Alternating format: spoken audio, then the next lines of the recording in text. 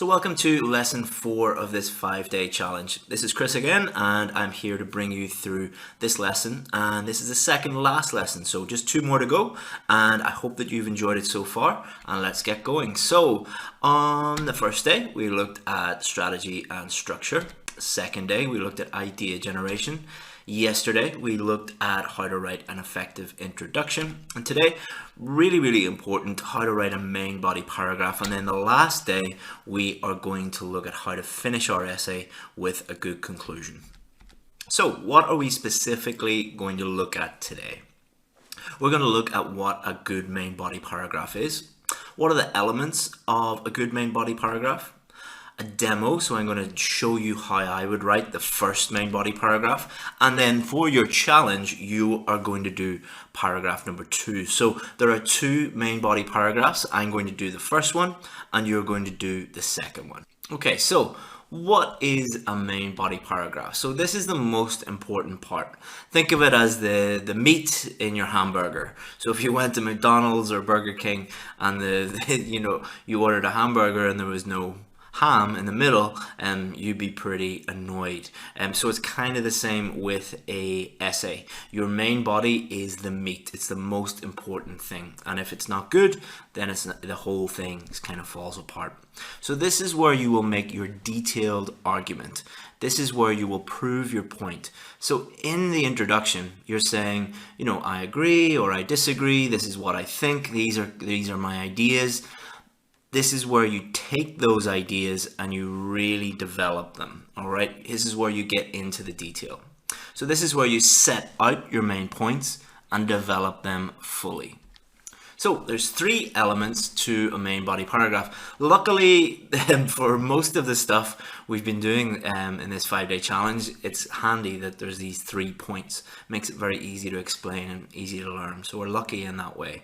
So first you're going to write your topic sentence. Then you're going to write an explanation, and then you're going to use an example. So let's look at each of these in more detail. So your topic sentence.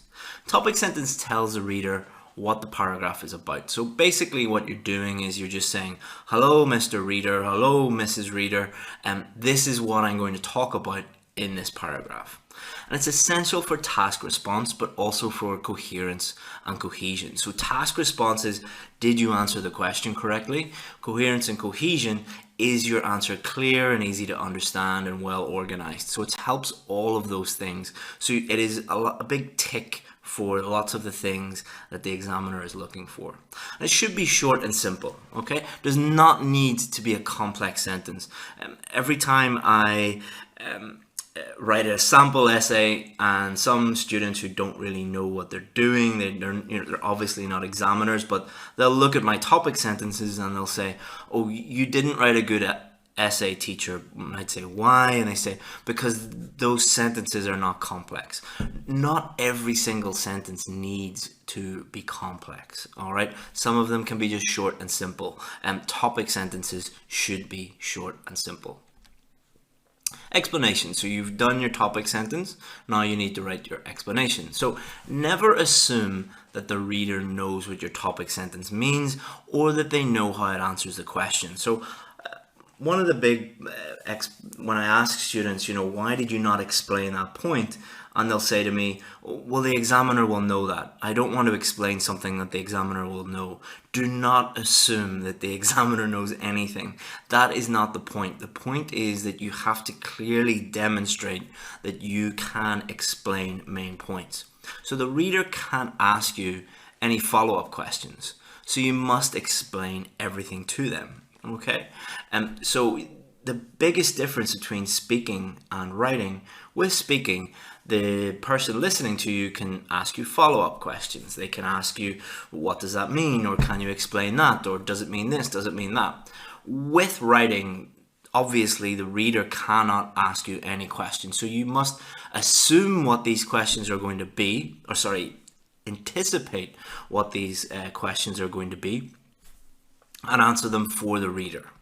So pretend you are explaining it to someone who knows nothing about the topic. This is probably the easiest way to explain anything. All right, just explain it in a very, very basic way. Pretend that you're speaking to a 5-year-old boy who knows nothing about the topic. All right, and if you think about it that way, then explanations will be very, very easy for you to do.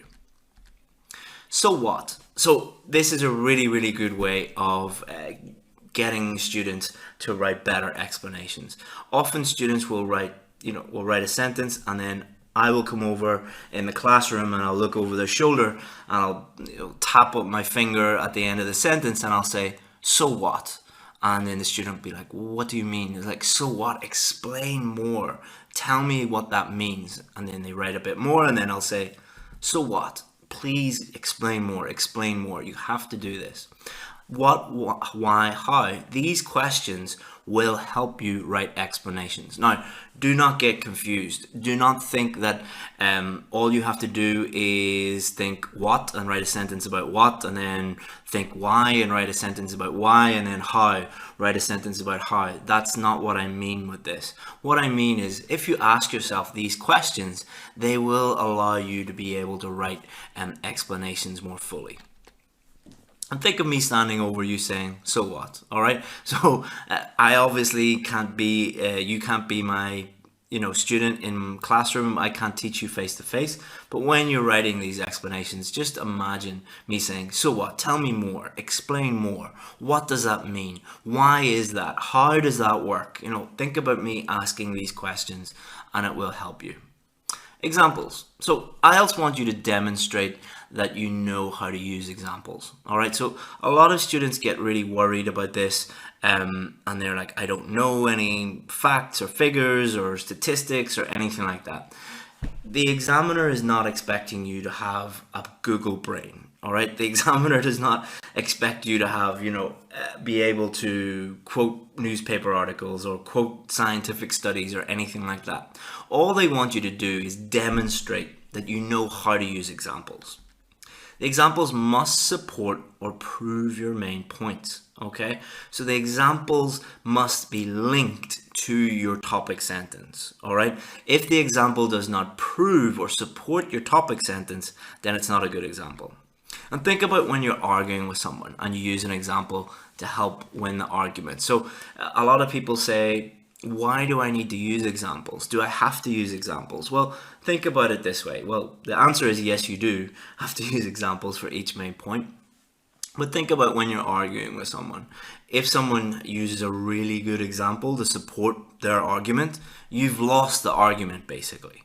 All right, they are very, very good at helping you prove your point, which is what you're trying to do. So examples do not need to be true, but they must make sense. So the examiner knows that you are in a test. You do not have access to the internet. You do not have access to books. You do not have to use facts and figures that are 100% correct. All right, you can make them up. It's always better to use things that are true. However, if you have to make them up, that's absolutely fine. The examiner is not going to go and Google your example to make sure that it's correct, but they must make sense. Recent research concluded that, or a recent study found that. All right, these are two ways that are very useful for providing fake examples. All right, so if you can think of a real example, use a real example. All right, that is something that is true, is the best thing you can do. But if you're trying to make something up, just use these two things. So write recent research concluded that plus something that proves your example. A recent study found that plus what you're trying to prove. All right, something that supports your example. Okay. Warning, do not worry if this is not making complete sense right now. Okay, so when I've done this class in the past, a lot of students, when they get to this point, are thinking, oh, I don't know what an example is, I don't know how to explain things, I don't know this, I don't know that, it's getting very complicated. It is supposed to be complicated. If it wasn't complicated, then it wouldn't really be worth learning it. All right, if it's not making complete sense, don't worry. This is going to take further implementation and practice. So you're going to have to practice paraphrasing. You're going to have to practice topic sentences. You're going to have to practice explaining those topic sentences. You're going to have to practice using examples. The more you do it, the easier it's going to become. So for example, in IELTS Writing Academy, in my VIP course is split into the Writing Academy, the Speaking Academy, but in the Writing Academy we do a whole module on examples, plus we look at each of the 5 essay types individually, all right? We also have Facebook Live videos on examples in the VIP Facebook group. So, you know, this is just an introduction to what we're talking about.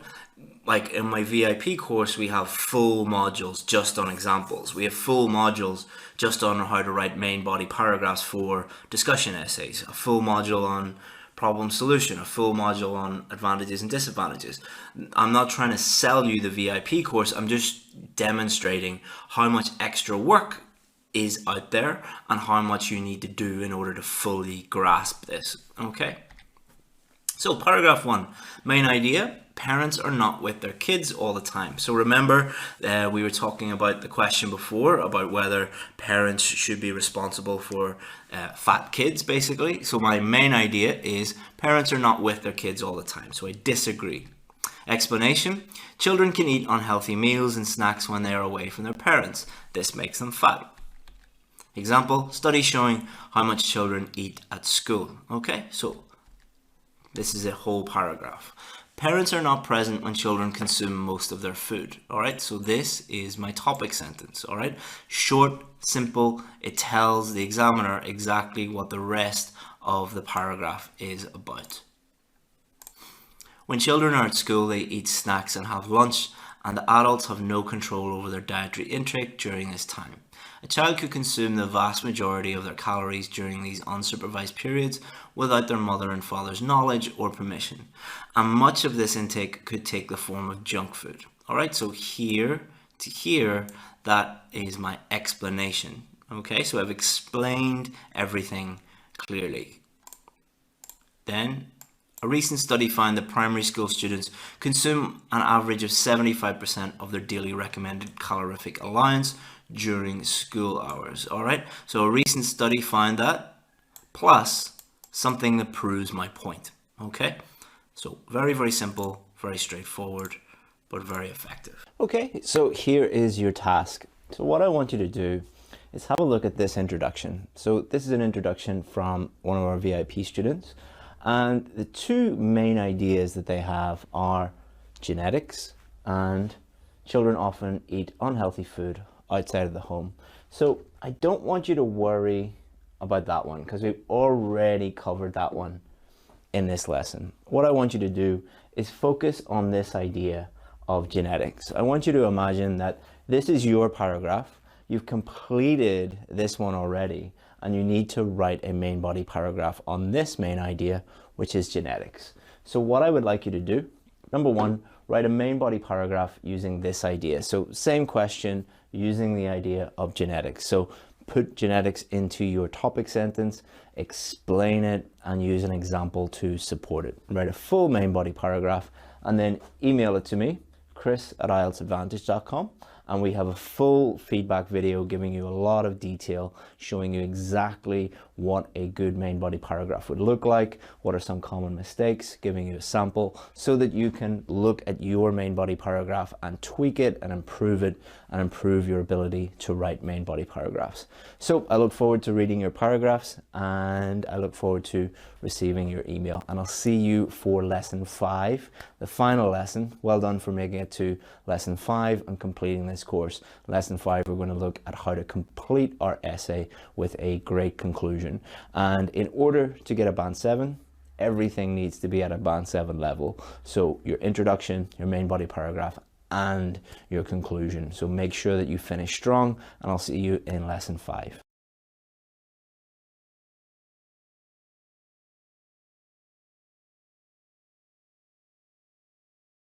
So welcome to lesson 4 of